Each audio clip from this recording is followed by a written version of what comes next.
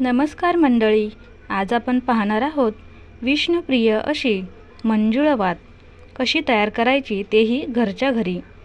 मंडळी, अधिक मास सुरू आहे, तर त्यासाठी आपण ही मंजुळवात आज तयार करणार आहोत। इथे मी थोडंसं दूध घेतलेलं आहे, कापूस आणि त्याचबरोबर हळद आणि कुंकू घेतलेला आहे। हा जो कापूस आहे तो मी व्यवस्थित पिंजून घेतलेला आहे। त्यामध्ये जे बिया होत्या त्या मी काढून व्यवस्थित कापूस मोकळा करून घेतलेला आहे आणि व्हिडिओमध्ये दाखवल्याप्रमाणे आपल्याला व्यवस्थितरित्या ही अशी फुलवात तयार करून घ्यायची आहे। तर पहा, अगदी 1 ते 2 सेकंदांमध्ये आपली ही फुलवात बनून तयार होते। अजून एक फुलवात मी तुम्हाला तयार करून दाखवते।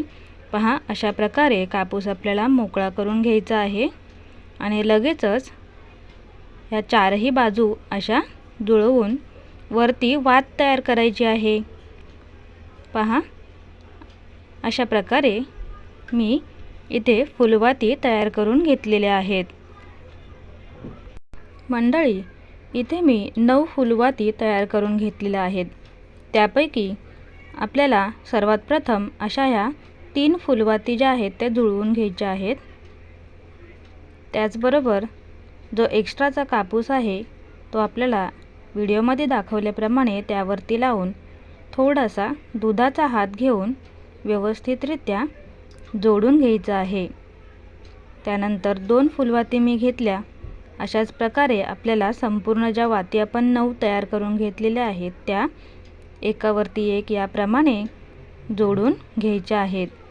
अगदी 5 मिनिटात तयार होणारी अशी ही मंजुळवात, विष्णुप्रिय मंजुळवात आहे। तुम्ही सुद्धा नक्की तयार करून पहा। इथे आपली मंजुळवात तयार झालेली आहे।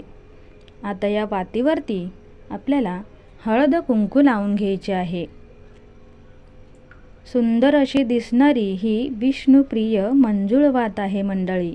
पहा कशी सुंदर तयार झालेली आहे। आता ही जी वात आहे ती प्रज्वलित कशी करायची ते पाहूया। सर्वात प्रथम ही जी वात आहे ती मी एका पंतीमध्ये काढून घेतली। त्यानंतर एका छोट्या वाटीमध्ये तूप वितळवून घेतलं आणि ते असं थोडं थोडं या वातीवरती आपण घालून घेतलेलं आहे। आता ही वात जी आहे ती प्रज्वलित करायची। प्रज्वलित केलेली ही जी वात आहे ती सुरक्षित ठिकाणी देवासमोर आपल्याला मांडायची आहे। तर मंडळी, अशी ही मंजुळवात आपण घरच्या घरी तयार केलेली आहे। व्हिडिओ तुम्हाला कसा वाटला नक्की कमेंटमध्ये कळवा।